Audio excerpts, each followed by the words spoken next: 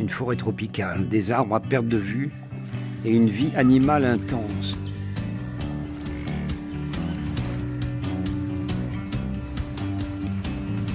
Ce qu'on voit, c'est des arbres, surtout des arbres. Une canopée qui fait de l'ombre sur le sous-bois, donc très peu de plantes en sous-bois. On peut se déplacer facilement, on peut courir même. Voilà, c'est ça la forêt tropicale primaire, celle que j'étudie moi-même. Une forêt primaire, c'est une forêt qui n'a jamais été abîmée.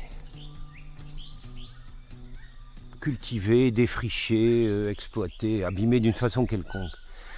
Bon, c'est un peu plus compliqué que ça. Elle a pu avoir été abîmée, mais elle a eu le temps de redevenir primaire.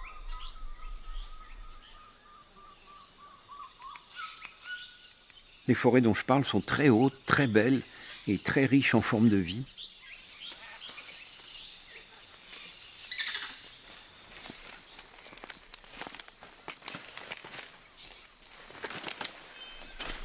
Une forêt secondaire, par contraste, c'est une forêt qui a subi des perturbations, généralement humaines, parfois naturelles, mais enfin des perturbations profondes.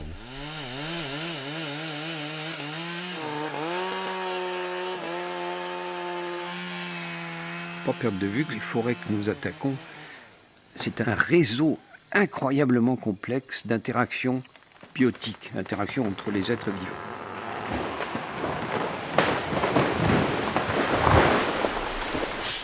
C'est un réseau très fragile dans le fond, parce que quel que soit le niveau où l'homme y intervient, tout ce qui est en aval, ça disparaît. Et donc la forêt va très rapidement perdre ses qualités biologiques.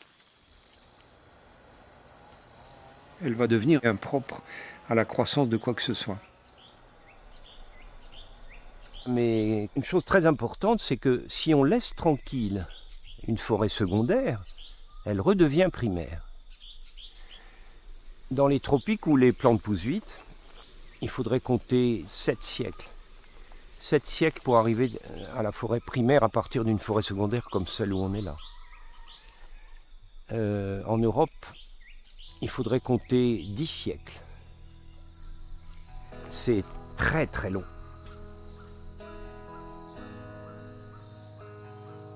Alors, un scénario que je trouve très intéressant. On part d'une forêt qui a été rasée. On va donc avoir un premier stade qui est une forêt d'arbres pionniers. Pendant qu'elle poussait, cette forêt a fait de l'ombre sur le sol et elle a permis à une autre génération de graines de germer. Donc, lorsque les pionniers meurent, il y a déjà tout un sous-bois qui est en place et qui est fait de formes jeunes de grands arbres, ce qu'on appelle les post-pionniers. On rentre dans ce qu'on appelle vraiment la forêt secondaire. Et au bout de 7 siècles, on arrive dans la forêt primaire mûre, c'est-à-dire que les grands arbres de la forêt primaire ont eu le temps de prendre la place. Et là, c'est le sommet mondial de la complexité biologique.